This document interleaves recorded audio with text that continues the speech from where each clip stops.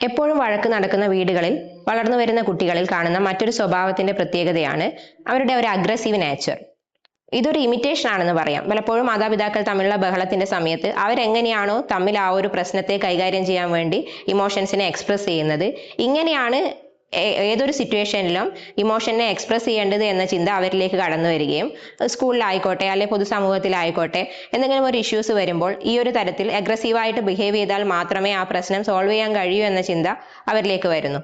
ഇതുകൊണ്ട് തന്നെ പലപ്പോഴും സ്കൂളുകളിൽ നടക്കുന്ന വഴക്കുകളിൽ പാരൻസിനെ വിളിച്ച് സംസാരിക്കുമ്പോൾ അവർ പറയുന്നത് കുട്ടി വീട്ടിൽ സൈലന്റ് ആണ്. കാരണം കുട്ടി ഈ ഒരു പ്രശ്നം നടക്കുന്ന സമയത്ത് കുട്ടി സൈലന്റ് ആയിരിക്കും. കാരണം അവരുടെ മനസ്സിൽ ഒരു ഇൻസെക്യൂരിറ്റി ഫീലിങ്ങും ഫിയറും ഒക്കെ രൂപപ്പെടുന്നത് കൊണ്ട് തന്നെ കുട്ടി വീട്ടിൽ സൈലന്റ് ആയിരിക്കും. എന്നാൽ ഉപബോധ മനസ്സിൽ ഈ ഒരു അഗ്രസീവ് നേച്ചർ അവരറിയാതെ തന്നെ ഫീഡ് ചെയ്യപ്പെടുന്നുണ്ട്.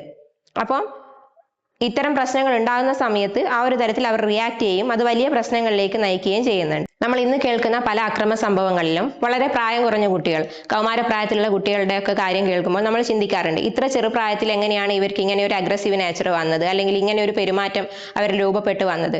മിക്കവാറും കാര്യങ്ങളിൽ അവരുടെ ഒരു ഫാമിലി ബാക്ക്ഗ്രൗണ്ട് എടുത്തു കഴിയുമ്പോൾ ഇത്തരത്തിൽ എപ്പോഴും പ്രശ്നം നടന്നുകൊണ്ടിരിക്കുന്ന അല്ലെങ്കിൽ വേണ്ടത്ര ഇമോഷണലി കെയർ കിട്ടാത്ത ഒരു കുട്ടിയായിരിക്കും.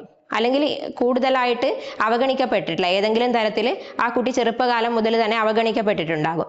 ഈ ഒരു തരത്തിലൊക്കെ രൂപപ്പെട്ടു വന്ന ക്യാരക്ടർ ആയിരിക്കും ഈ ഒരു അക്രമവാസനയിലേക്ക് അവരെ നയിച്ചിട്ടുണ്ടാകുന്നത്.